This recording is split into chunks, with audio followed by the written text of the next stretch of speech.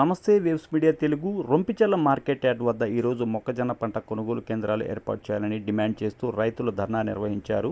ఈ కార్యక్రమంలో పాల్గొన్న రైతులు మరియు పార్టీ నాయకులు ప్రభుత్వం వెంటనే స్పందించి రైతుల సమస్యలను పరిష్కరించాలని కోరారు. ఈ సందర్భంగా రైతులు మాట్లాడుతూ ప్రస్తుతం మార్కెట్లో మొక్కజొన్నలకు సరైన ధర లభించడం లేదని, దీంతో తీవ్ర ఇబ్బందులను ఎదుర్కొంటున్నామని ఆవేదన వ్యక్తం చేశారు. ఖర్చులు పెరిగినా పంటలకు తగిన ధరలు లభించకపోవడంతో రైతులు నష్టపోతున్నారని తెలిపారు. పార్టీ నాయకులు మాట్లాడుతూ ప్రభుత్వం రైతుల పక్షాన నిలబడి వెంటనే గిట్టుబాటు ధరను ప్రకటించాలని, మార్కెట్ యార్డ్లో రైతులకు న్యాయం జరిగేలా చర్యలు తీసుకోవాలని డిమాండ్ చేశారు.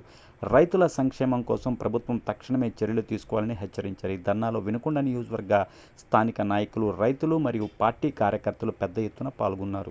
పదే పదే ఎక్కడ రైతు సదస్సులకు వెళ్ళినా, ఎక్కడ రైతు మీటింగ్లకు వెళ్ళినా మీరు వరి వేయటం తగ్గించండి, మిగతా పంటల మీద వెళ్ళండి అని చెప్పేసి పదే పదే చెప్పుకుంటూ వచ్చారు. పాపం ఈయన చెప్పే మాటలు ఎలక్షన్ ముందు నమ్మి, ఎలక్షన్ అయిన తర్వాత కూడా నమ్మి కాస్త రైతులు ప్రత్యామ్నాయ పంటగా మొక్కజొన్న వైపు వెళ్ళారు.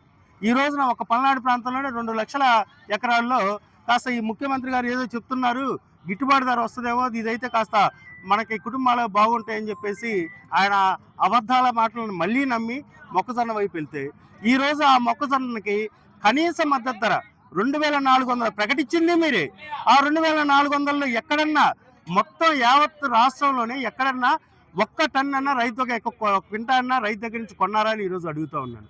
మీరు ఇంకా ఈ కలుబుల్లి కబుర్లు చెప్పడం మానేసి రైతులను ఆదుకునే కార్యక్రమాలు ఏమన్నా చేయండి.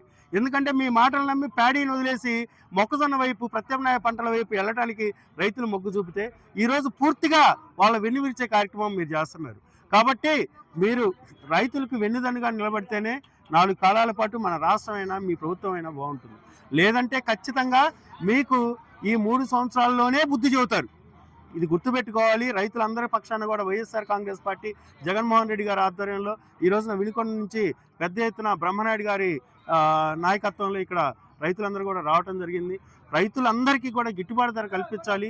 రైతు భరోసా కేంద్రాలు ఆ రోజు ఏర్పాటు చేస్తే ఈరోజు వాటికి రైతు సేవా కేంద్రాలని మార్చారు. సరే, మీరు పేర్లు ఏమైనా మార్చుకోండి, కానీ దానిలో జరగాల్సిన కార్యక్రమాలు ఏవైతే ఉన్నాయో రైతులు గిట్టుబాటు ధరకి కొనుగోలు కేంద్రాలుగా వాటిని మార్చి రైతులు కనీసం మీరు ఒక్కొక్క ఎకరానికి కనీసం ఒక 20 క్వింటాలన్న ప్రభుత్వం వైపు నుంచి కొనాలని చెప్పేసి వైఎస్ఆర్ కాంగ్రెస్ పార్టీ తరఫున మద్దతు ధరకి 2400 మద్దతు ధరకి ప్రభుత్వం కొనుగోలని చెప్పేసి, ఆ కొనుగోలు జరిగే వరకు వైఎస్ఆర్ కాంగ్రెస్ పార్టీ రైతుల పక్షాన్ని నిలబడి పోరాటం చేస్తుందని తెలియజేస్తూ